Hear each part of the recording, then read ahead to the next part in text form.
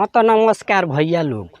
तो अब गेहूं के कटनी आ गइल बा और हमार जेतना सोना मोना जानू आ बेबी आ रानी बाड़ी लोनु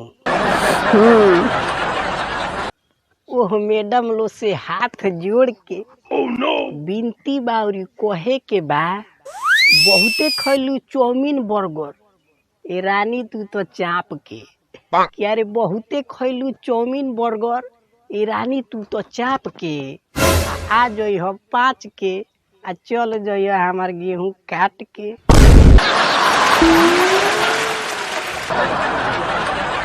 हाँ तो बिल्कुल सही सुन रहे हैं। अशोक के गेहूं हमार जानवे लोग कटिह लो काहे से कि सारावा हम जितना के उनकर चाउमीन आ बर्गर खिया देले बानी नु उतना में एगो गेहूं काटे वाला मशीन खरीदा जाई। अरे बाप रे बाप कमती हम रुपया पैसा खर्चा कइले बानी ये जानू लोग के पीछे।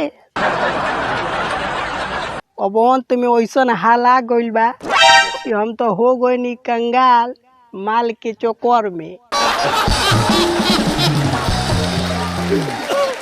दादा रे दादा हर महीने में रिचार्ज पर रिचार्ज करावत रहनी हो पैसा ना रहत रहल त अपना मौसा से कर्जा लेके करावत रहनी हो। अरे हम जितना के रिचार्ज करौले बानी नु उतना पैसा हम अपना बाबूजी के दे देले रहती तो बाबूजी हमार साल भर बैठा के हमारा के दाल भात खियई तो।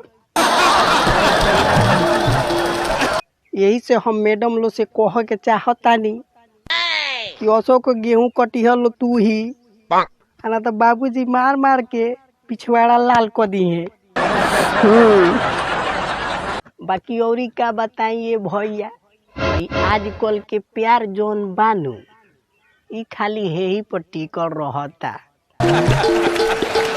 अगर एको दिन रिचार्ज करावे में लेट भइल नु तब बुझ जाए कि हमने के टिकट कटले बराबर बा। अगर ये जमाना में अपना प्यार के गाड़ी चलावे के बाद तो भले है दाढ़ी ना बनो समय से लेकिन समय से रिचार्ज करा ही के पड़ी। यही से हम अंत में इतने कहेम कि जितना तोहलो के ऊपर हमार खर्चा भइल बानू अब उ समय आ गइल बा वसूली करे के।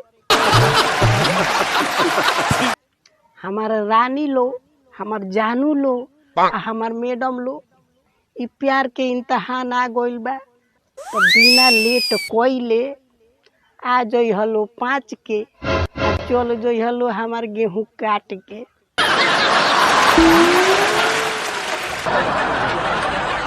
अगर ऐसन ना भइल नु यारे अगर ऐसन ना भइल नु तो बाबूजी मुआ दिहे नोटी हमार चाप के।